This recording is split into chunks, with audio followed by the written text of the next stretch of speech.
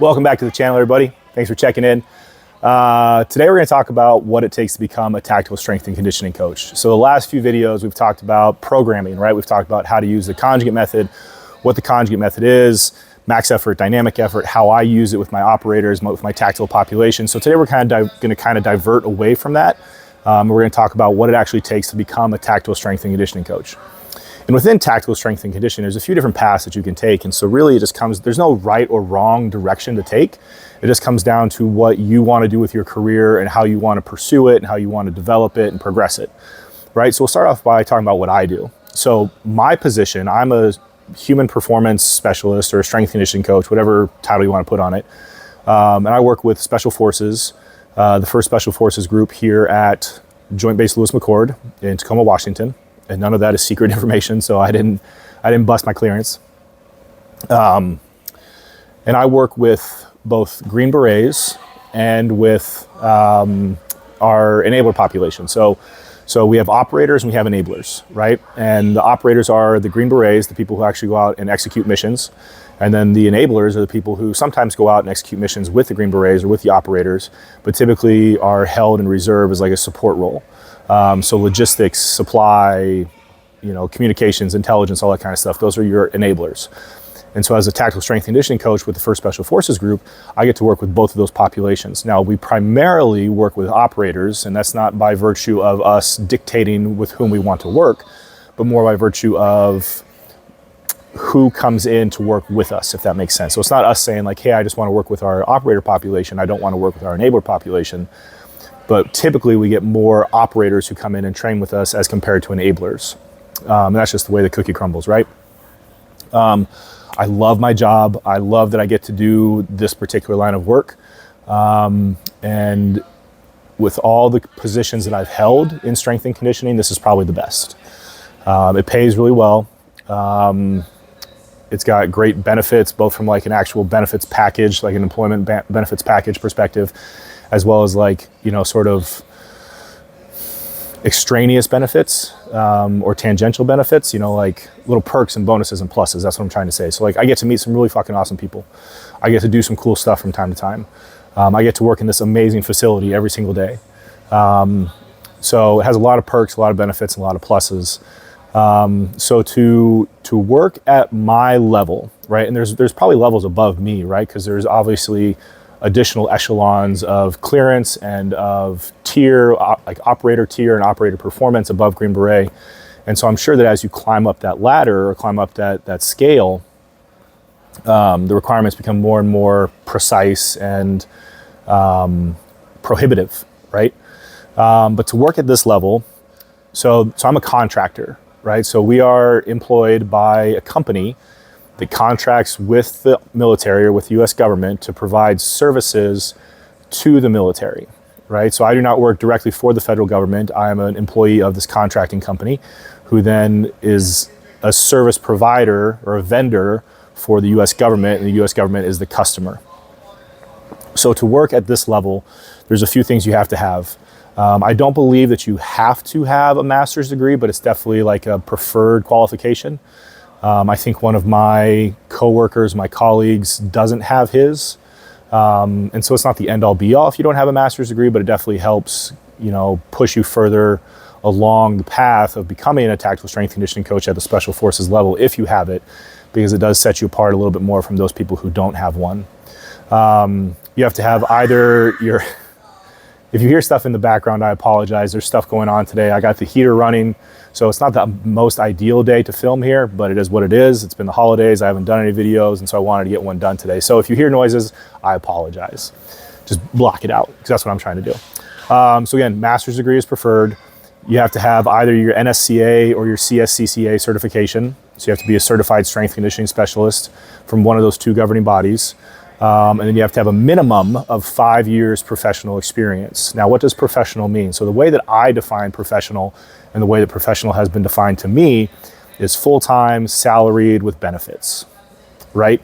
Now, there's probably some wiggle room in there as to what that really means. There's some gray area, because not all of my experience that I use to qualify for this position has come from truly like, Division I or professional in my professional, I mean like full-time salaried benefits, all that kind of stuff, like positions. I've done personal training. I've done private sports performance. I've done private strength and conditioning, so there are restrictive and prohibitive and concrete requirements to get into this role, but there are ways around that as long as you're able to sort of demonstrate that, hey, I do have the demanded, or I do have the required qualifications, I do have the required experience, and I am capable of fulfilling this role. And additionally, if you fail to, and I don't like saying fail, but if you don't meet the demands or the required qualifications of the position, you can do a memo. But the memo has to get pushed up the chain to command, which has to get pushed back down to the vendor, and then you have to go through the interview process, all that kind of stuff. So there's ways around it. It just comes down to circumstances and situations that dictate how you navigate that field. So that's at the special forces level. And again, I'm sure as you go higher up, like CAG or Delta, if those guys have strength and conditioning professionals on their staff, or that provide services to them, I'm sure the requirements are much more restrictive and prohibitive and demanding. Much more severe qualifications to work at that level. But I don't know anything about that. I can only just tell you what I've done. So below the special forces level is the H2F level. So H2F stands for Holistic Health and Fitness, which is the Army, so the big Army, so conventional, is the conventional Army's answer or solution to improving physical fitness and wellness within its service member population. So what that means is that H2F is this like umbrella program or umbrella contract, that seeks to provide services, including strength and conditioning, which I've done. I worked at the H2 level before coming up to special forces. Strength and conditioning, dietetics, nutrition, physical therapy, rehab, prehab, all that kind of stuff. Mental strength and conditioning, and I think probably like spiritual and family well-being as well. The requirements to get into the H2F contract are far lower, at least they were when I started, than the special forces requirements. As far as getting into the H2F contract or the H2F program, I think all you need is a certification, and I don't think it has to be NSCA or CSCCA, excuse me. It doesn't have to be one of those two. If you have one of those two, great. But I've worked with individuals who did not have their NSCA or their CSCCA. God, so many fucking acronyms. I worked with people when I was doing H2F who had neither of those two certifications and were still employed.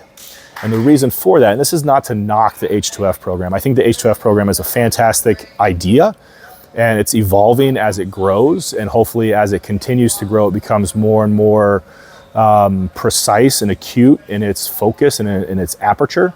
And it becomes more, I hate using the word restrictive and prohibitive over and over, but it becomes more demanding in its qualifications to serve as an H2F coach or dietitian or nutritionist or mental strength conditioning coach, whatever. But I can only speak from the strength and conditioning side. So again, I worked with individuals who had personal training certifications. And again, there's nothing wrong with the personal training certification. It's just a different echelon of qualification and credentialing, right? To get my CSCS, my NSCA CSCS, I had to have a bachelor's degree. You don't have to have a bachelor's degree to get a personal training certification. You can literally take a weekend seminar or take a test rather, and get certified as a personal trainer, whether it's ACE or ACSM or ISSA or whatever it may be. There's a bunch of different certifications out there that you can get that qualify you as a personal trainer. And the reason that so many people who were under or unqualified for these positions were given employment was because the contract was so big, or is so big, because it's nationwide, it's Army-wide, it's the whole conventional Army is what they're trying to fulfill. It was so massive that they needed to just get bodies in the spots to fulfill and satisfy the demands and the terms of the contract, right? So people who were or underqualified to be given employment in these positions were given positions of employment to satisfy the contract, to try to fulfill the contract so that the vendor, the contract owner, didn't default on its contract, if all that makes sense. typically at the H2F level, you only need a couple years of experience, maybe like 2 years of professional or full-time or even part-time experience. You get a lot of people who are coming straight out of like a master's program or out of some kind of like personal training certification, something like that. So they may or may not have, depending on who you run into. Like I met some really good coaches. I really did. I met some not so great coaches as well, people who were far underqualified for the positions that they held, and should have no business working in this field. And again, it's not a knock on the H2F program. It's just, it is what it is.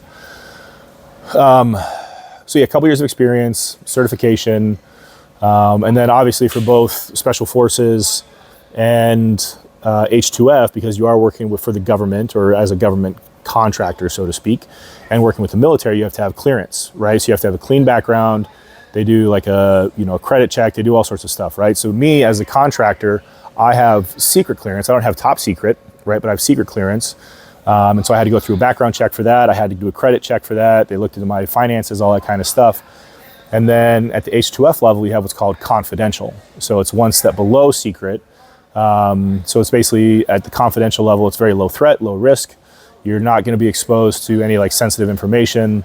I mean, my involvement in any sort of discussion pertaining to anything that could have been in any way, shape, or form classified was basically zero. I mean, I attended a couple training meetings, or a couple command and staff meetings rather, to just sort of like introduce myself and like, talk about, like do a capabilities brief, talk about what I could do, who I was, what services I offered, that kind of stuff. But I was in no way, shape, or form ever involved in any sort of tactical planning, whether it's mission execution, training execution, anything like that. And still, that's how it is here at the Special Forces level. Like I have no business being in that position or being in those positions or being included in those conversations. Now there's stuff that because I have secret clearance that I might be privy to, like, hey, this team is going here, right? We're deploying to whatever country. Now, I don't know what they're doing there or who exactly is going or how long they're going to be there or anything like that. But I just know that they are going to this location and that can be considered secret information. So I have to have the clearance necessary to be authorized to hear that information. So in order to get here into this facility, into this position, I had to have secret clearance. So again, I had to go through a background check, credit check, all that kind of stuff. So Special Forces and H2F, both with the military. And then the other path that you can take as a tactical strength and conditioning coach is more of the private sector. And so that is like, getting like your TSAC certification or getting your CSCS certification or something like that, just to like pad your resume and pad your credentials. But this is like working as a contractor for a police department or a fire department or, a city government, something like that, providing services for their tactical population. So like, again, sheriff, SWAT, city police, firefighter, EMT, first responder, that kind of stuff. And so that is geared, in my opinion, more towards injury prevention. So yes, obviously we do injury prevention here, but because of the nature of the task and of the jobs that these operators and the enablers hold here, there's always going to be the risk of combat injury, right? Now, I don't know how prevalent combat is anymore, how often our people get into combat, all that kind of stuff. I'm not, again, privy to any of that information. But because it is a combat-oriented profession, there is always that chance that there will be combat-related injuries. What we try to do here is put our people in the best position possible to incur the minimal amount of non-combat related injuries possible. So we want them to be as fit as possible, as strong as possible, and as durable and resilient and tough as possible from a physical perspective and from a mental, emotional, spiritual perspective as well. So we try to provide this very like comprehensive, holistic approach to their performance. Whereas like in the private sector, like yes, it is about performance, right? But it can really come down to money.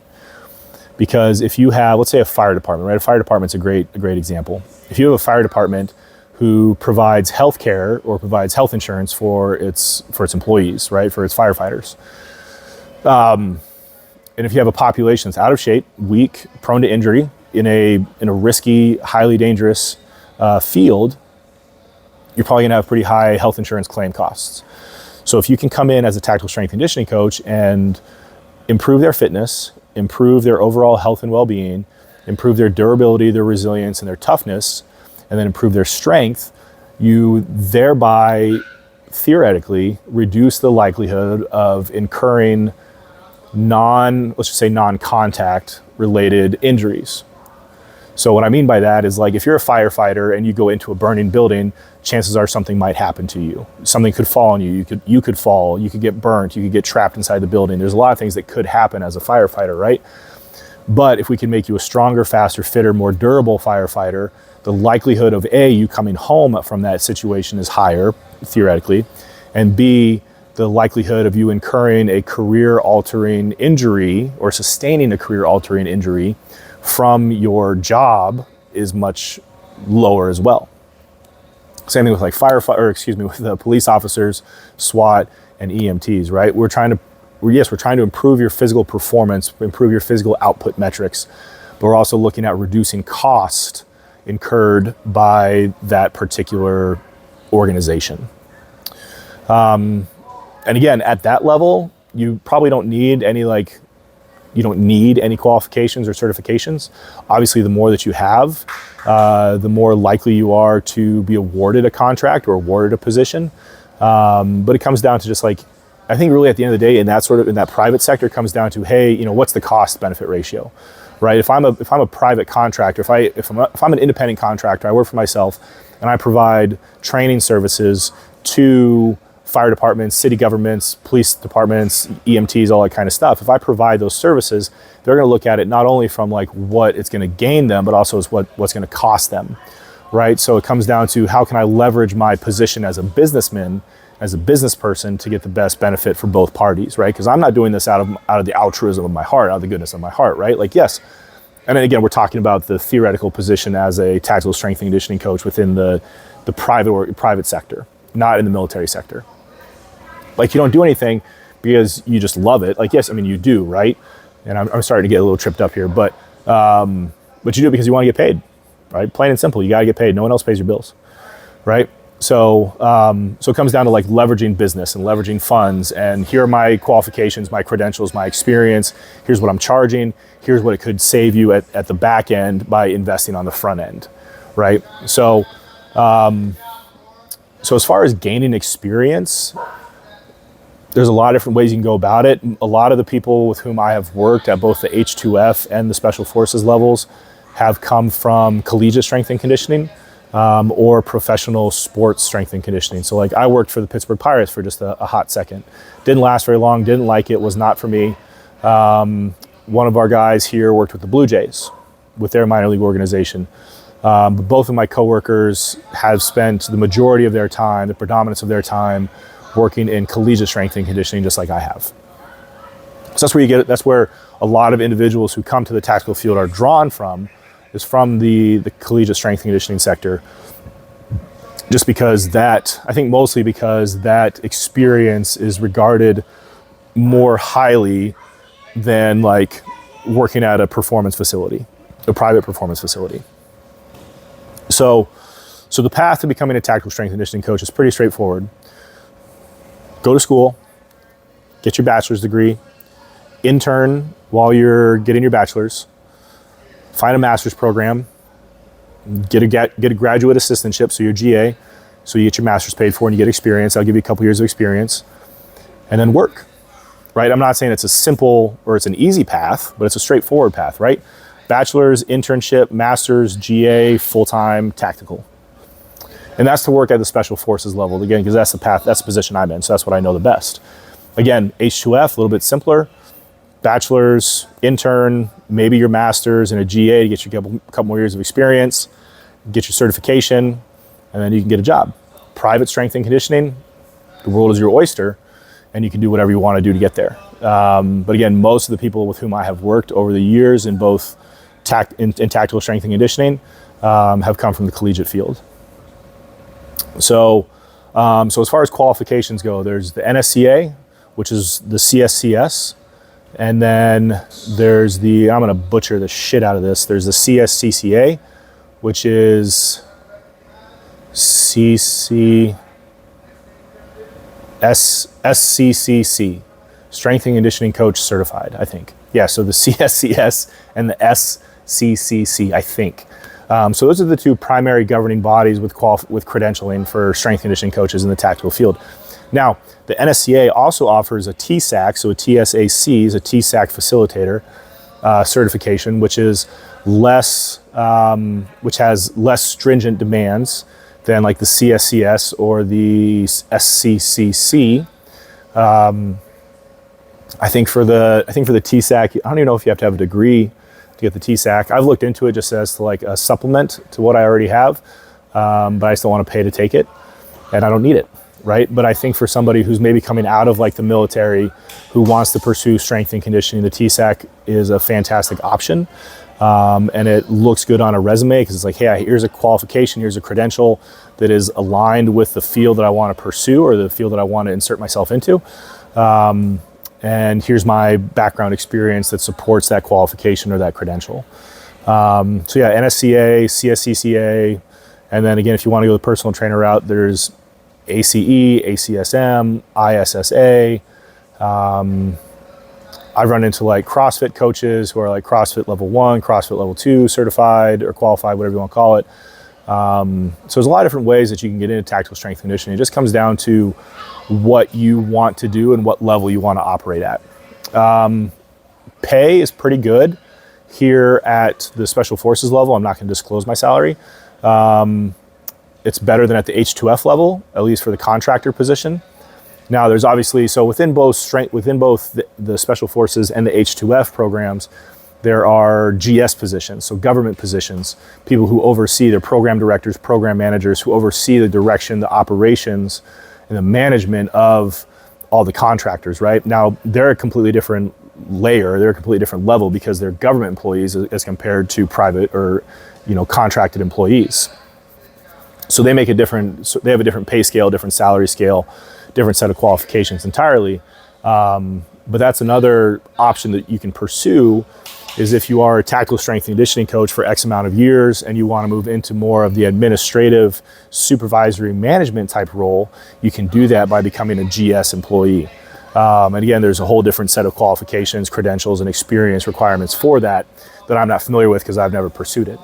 But yeah, so there's a lot of different ways you can become a tactical strength and conditioning coach. It just comes down to what you want to do. Within my experience as a strength and conditioning coach, the tactical field, both H2F and Special Forces, have been very rewarding.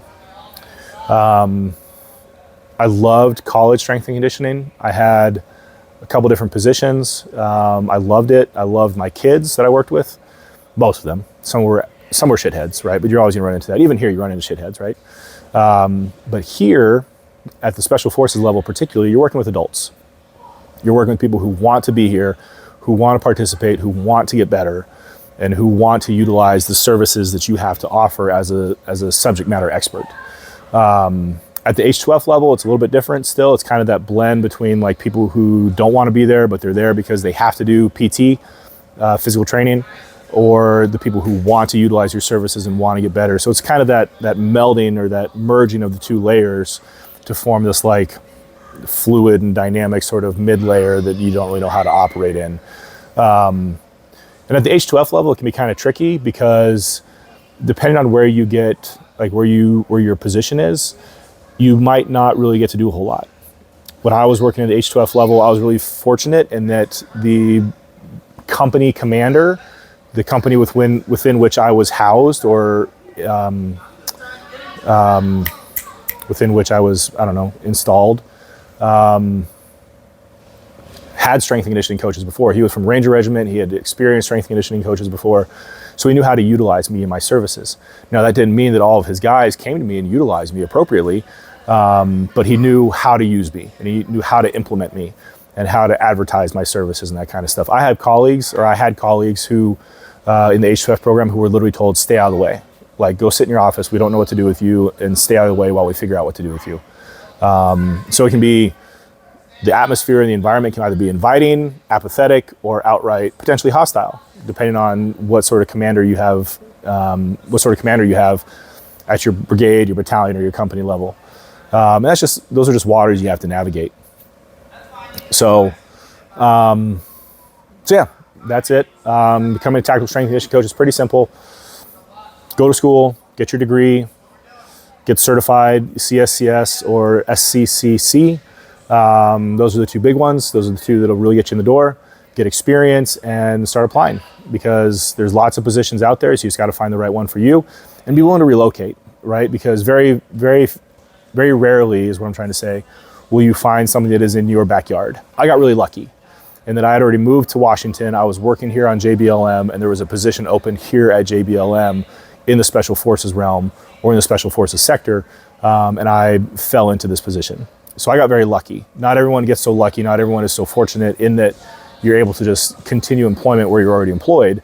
So be willing to relocate.